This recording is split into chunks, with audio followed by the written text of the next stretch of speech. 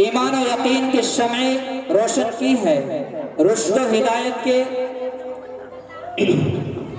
خطابت نے انسانوں کو قید و بند کی زندگیوں سے آزاد کرایا ہے اور ظلم و جبر کے خلاف علم بغاوت بلند کرنے کا حوصلہ دیا ہے۔ اب آئیے اسی کا نمونہ پیش کیا جائے۔ چنانچہ میں اس وقت درخواست کر رہا ہوں حضرت اقدس حضرت مولانا محمد شاداب صاحب سے کہ وہ تشریف لائیں اور اپنے بیان سے ہم تمام سامعین کو مستفیض فرمائیں اس استقبال کے ساتھ کہ روداد میرے غم کی تا حشر پڑھی جائے، روداد میرے غم کی تا حشر پڑھی جائے، شیشے کی کہانی ہے پتھر سے لکھی جائے، اور پھر دیکھنا مقتل میں سناٹا نہیں ہوگا، پھر دیکھنا مقتل میں سناٹا نہیں ہوگا، جو بات حقیقت ہے وہ بات کہی جائے۔ حضرت والا مسند خطابت پر آپ تمام حضرات کے سامنے کب تک ضیاء اندیشیہ، کب تک جنون بے زباں، کب تک قسم جذبے محبت کی جنوں کو معتبر کر دو، اور زمانہ لات و عزا کی قسم کھا کر نکل آیا، اٹھو پھر سے تازہ سنت خیر البشر کر دو۔ میں اس وقت درخواست کر رہا ہوں بہت ہی خوبصورت آواز کے مالک جناب قاری شاداب قمر صاحب کو کہ تشریف لائیں اور اپنے خوبصورت کلام سے ہم تمام سامعین کو مستفیض فرمائے۔ اے جان وفا جلوہ دکھانے کے لیے آ، اے جان وفا جلوہ دکھانے کے لیے آ، اس کاسے گلشن کو سجانے کے لیے آ، بیتاب نگاہوں کا بھرم ٹوٹ نہ جائے، بیتاب نگاہوں کا بھرم ٹوٹ نہ جائے، اس سوئی ہوئی محفل کو جگانے کے لیے آ۔ بہت ہی خوبصورت مالک،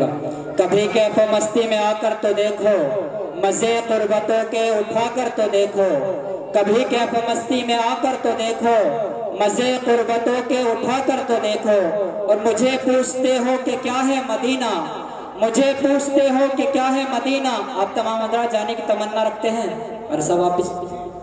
تو سبحان اللہ الحمدللہ بول سکتے ہیں کہ مجھے پوچھتے ہو کہ کیا ہے مدینہ،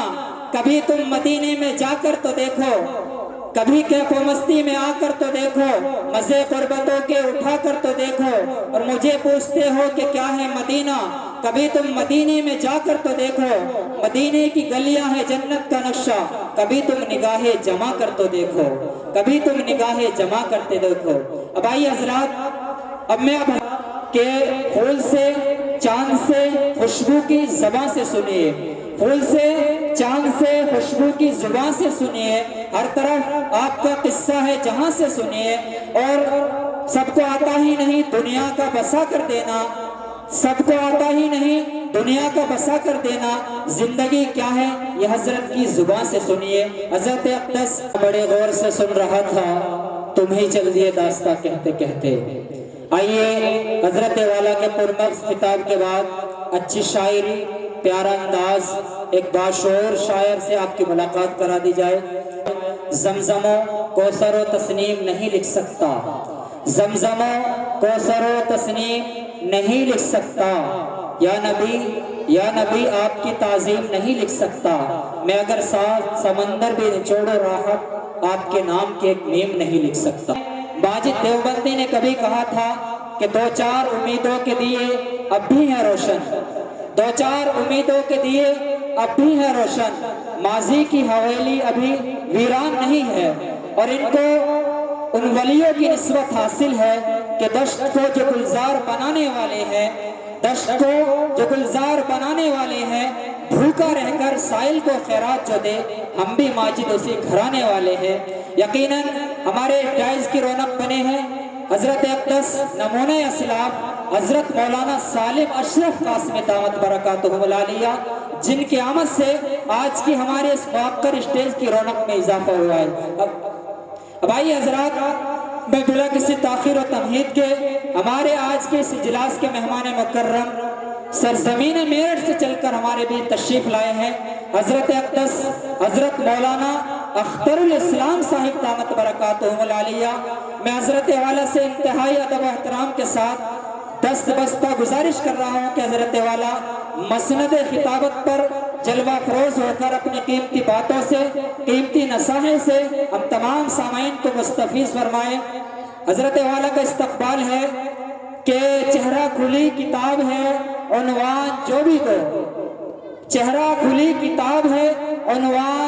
جو بھی دو، جس رخ سے بھی پڑھو گے پہچان جاؤ گے۔ کرسی خطابت پر تشریف فرما ہے حضرت اقدس حضرت مولانا اختر الاسلام صاحب میرٹھی، جو خلیفہ خاص ہوتے ہیں حضرت مولانا شاہ سید۔ اگر وہ آنا تو آنا نبی کے روزے پر، اے موت تجھ کو بتاؤں گا زندگی کیا ہے۔ اور پتھر کو یوں تراشا نگینہ بنا دیا، پتھر کو یوں تراشا نگینہ بنا دیا، صحرا کو مسکرا کے مدینہ بنا دیا، اور دونوں جہاں کے پھولوں کی خوشبو نچوڑ کر، دونوں جہاں کے پھولوں کی خوشبو نچوڑ کر رب نے میرے نبی کا پسینہ بنا دیا۔ اب آئیے حضرات، میں انتہائی ادب احترام کے ساتھ مدرسہ قاسم العلوم تیورا کے شعبہ تجوید و قرات کے ماہر اور کامیاب مدرس حضرت اقدس حضرت قاری عبدالقیوم صاحب سے اس وقت درخواست کر رہا ہوں کہ حضرت والا ایک بار پھر تشریف لائیں اور اپنے کلام سے ہم تمام سامعین کو مستفیض فرمائیں۔